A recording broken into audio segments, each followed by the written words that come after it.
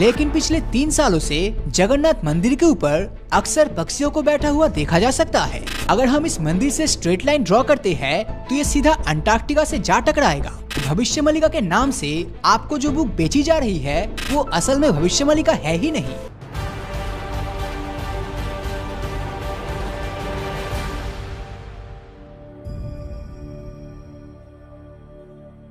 इस बुक ने आज से 600 साल पहले ही कोरोना की प्रेडिक्शन कर दी थी। इसमें ये तक बोला गया है कि 7 मुस्लिम कंट्री मिलकर भारत पर इस तारीख पर हमला करेगा। और अगर आप इसे हल्के में ले रहे हो तो 1 जनवरी 2024 को जापान में जो भूकंप आया था उस अर्थक्वेक के बारे में भी इस बुक में पहले से ही लिखा हुआ था। यहाँ तक इसमें वर्ल्ड वॉर 3 का भी जिक्र है, जिसमें एक ऐसे डिस्ट्रक्टिव अर्थक्वेक की चेतावनी दी गई है जो धरती को पूरी तरह से बदल देगा। इस किताब के अकॉर्डिंग साल 2020 से ही इंसानों के अंत की शुरुआत हो चुकी है और इस बुक का नाम है भविष्यमलिका। आज से 600 साल पहले ओडिशा के एक महान संत अच्युतानंद दास जी ने भविष्यमलिका पुराण को लिखा था, जिनके बारे में कहा जाता है कि ये पास्ट, प्रेजेंट और फ्यूचर तीनों को एक साथ देख सकता है, जिससे ये आने वाले समय की घटनाओं को पहले से ही जान लेते थे। पिछले 600 सालों से ये बुक हमारे बीच ही मौजूद है, पर दुनिया का ध्यान इस पर साल 2020 में गया था, जब कोरोना से जुड़ी इसकी भविष्यवाणी बिल्कुल सच साबित हुई।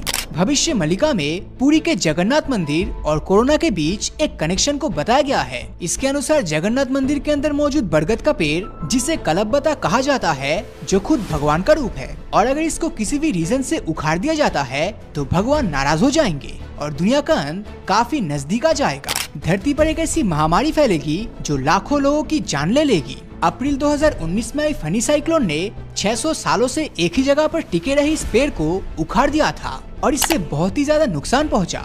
इसके सिर्फ 8 महीने बाद दुनिया में एक ऐसी महामारी आई जिसने लाखों लोगों को अपना शिकार बनाया। COVID-19 spreads. The entire world Across the world, dozens were falling ill with a mysterious virus that would ultimately change life as we know it. और ये ह्यूमन हिस्ट्री की मोस्ट डेवास्टेटिंग ट्रेजेडीज में से एक था। भविष्यमलिका में एक और प्रेडिक्शन भी लिखी हुई है, जिसके अनुसार कलयुग की उम्र कम होने वाली है। भविष्य में दुनिया में कई ऐसी घटनाएं देखने को मिलेगी जो कलयुग के अंत की ओर संकेत करेगा। इसमें से पहला संकेत जगन्नाथ मंदिर के ऊपर लगे झंडे में आग लगना था। अब भविष्यमलिका किताब को लिखे 600 सालों से भी ज्यादा समय बीत चुका है, जिसमें हमारे मुगल से लेकर ब्रिटिश और फिर आजाद भारत को देखा, पर इतने सालों में जगन्नाथ मंदिर के झंडे में आग लगने जैसी कोई भी घटनाएं आज तक नहीं हुई थी।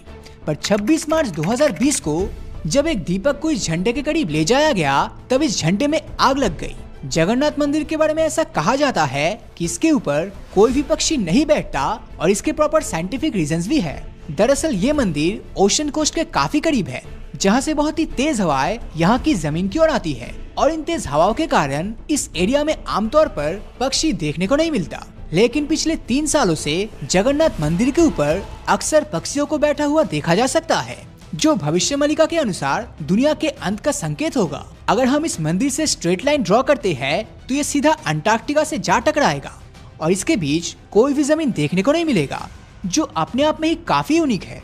भविष्यमलिका की माने तो साल 2024 के बाद कभी भी वर्ल्ड वॉर 3 शुरू हो सकता है और इस साल के बाद एक ऐसा सोलर स्टॉर्म धरती से टकराएगा जो हमारे इंटरनेट और इलेक्ट्रिसिटी सिस्टम को तबाह करके रख देगा और दुनिया भर में ब्लैकआउट का सिचुएशन बन जाएगा। अब नासा के अकॉर्डिंग साल 2025 में जुलाई में बहुत ही बड़ा सोलर स्टॉर्म धरती से टकराने वाला है। अब इसे आप सिर्फ एक कोइंसिडेंस कह सकते हो, मगर बात करें अगर वर्ल्ड वॉर 3 की तो ये एक न्यूक्लियर वॉर होने वाला है, जिसमें इतनी ज्यादा तबाही होगी जो इंसानों ने अपनी हिस्ट्री में कभी नहीं देखा होगा। साथ ही इसमें यह भी लिखा हुआ है कि वर्ल्ड वॉर के दौरान बहुत से देश मिलकर भारत पर हमला करने वाला है, जिससे हमारे देश में बहुत ही ज्यादा तबाही देखने को मिलेगा। पर इस सब के बावजूद भारत अपने सभी दुश्मनों को हरा देगा। बट अगर इसको रियलिटी के साथ जोड़कर देखे तो भारत के आसपास के ऑलमोस्ट सभी देशों के साथ भारत का उतना अच्छा रिलेशन तो है नहीं, जिसके चलते इस बात को पूरी तरह से इग्नोर करना काफी बेवकूफी वाला काम होगा। इसके अलावा भविष्यमलिका में एक भयंकर अर्थक्वेक की प्रेडिक्शन भी की गई है, जो इतना खतरनाक होगा कि जमीन और पर्वत अपनी जगह बदल लेंगे, समुद्र की लहरें दुनिया पर कहर बरसाएगी और कलयुग का अंत हो जाएगा।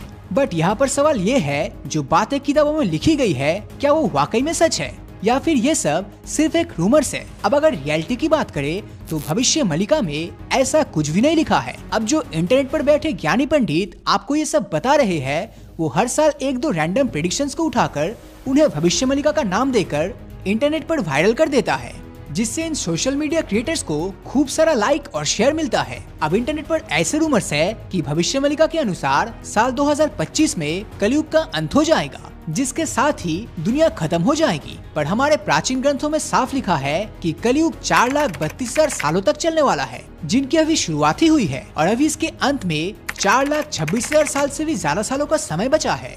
अब चॉइस आपका है कि आप सो कॉल्ड फ्यूचर बताने वाले भविष्यवाणिका पर बिलीव करने वाले हो या फिर हमारे एंशिएंट टेक्स्ट पर। और इंटरेस्टिंग बात तो ये है कि भविष्यवाणिका के नाम से आपको जो बुक बेची जा रही है और जिसे आप इंटरनेट पर हर जगह देख रहे हो, वो असल में भविष्यवाणिका है ही नहीं।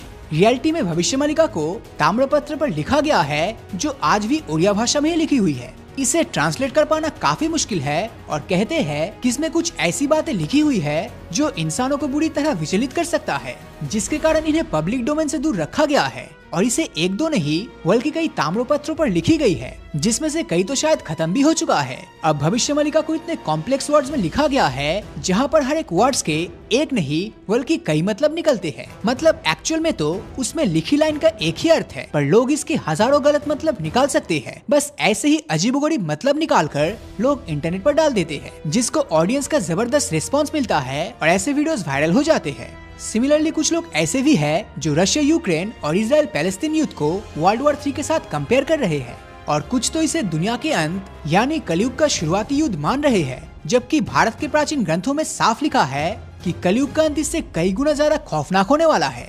धरती पर कली नाम के राक्षस का कब्जा होगा, जिसका अंत करने का जिम्मा भगवान विष्णु के 10वें अवतार कल्कि उठाएंगे। कली इतना ज्यादा ताकतवर होगा कि कल्कि उसे अकेले नहीं हरा पाएगा। ऐसे में धरती के कोने कोने में छिपे वो 7 चिरंजीवी भी मैदान में उतर जाएंगे, जिन्हें पिछले युगों में कलयुग के अंत तक अमर रहने का वरदान या फिर श्राप दिया गया था। कल्कि इन 7 चिरंजीवियों के साथ मिलकर कली का अंत कर देगा और इसी के साथ कलयुग भी खत्म हो जाने वाला है, जिसे इंसानों के द्वारा लड़े गए किसी भी वर्ल्ड वॉर को इससे कंपेयर नहीं किया जा सकता और कोई न्यूक्लियर वॉर इसके डिस्ट्रक्शन को मैच ही नहीं कर पाएगा। हालांकि कलयुग के अंत का मतलब दुनिया का अंत बिल्कुल भी नहीं है, क्योंकि हिंदुइज्म टाइम की इनफाइनाइट साइकिल के कॉन्सेप्ट पर बिलीव करती है, जहां चारों युगों के अंत के बाद एक बार फिर से युग साइकिल की शुरुआत होती है। कहने का मतलब ये कि कलयुग के अंत के बाद फिर से सत्ययुग की शुरुआत होगी और श्री हरि विष्णु एक बार फिर इस धरती पर धर्म की स्थापना करेंगे। वैसे अगर देखा जाए तो हमारे वेद और पुराणों में बताई गई नॉलेज को इंटरनेट पर वायरल हो रही इस फेक भविष्यवाणिका से गलत साबित नहीं किया जा सकता। बाकी भविष्यवाणिका को लेकर आपके क्या थॉट्स है और इंटरनेट पर आपने इस बुक से जुड़ी सबसे वाइल्डेस्ट प्रेडिक्शन कौन सी सुनी है, वो नीचे कमेंट में जरूर बताना। और अगर ये वीडियो आपको अच्छा लगा हो तो इस वीडियो को लाइक और अपने दोस्तों के साथ शेयर करना मत भूलना। और अगर अभी तक आपने हमारे चैनल को सब्सक्राइब नहीं किया है तो सब्सक्राइब करके नोटिफिकेशन बेल को ऑन कर दीजिए, क्योंकि मैं ऐसी ही वीडियोस हर हफ्ते लाता रहता हूँ। तो मिलता हूँ आपसे अगले वीडियो में और हमेशा की तरह थैंक्स फॉर वॉचिंग।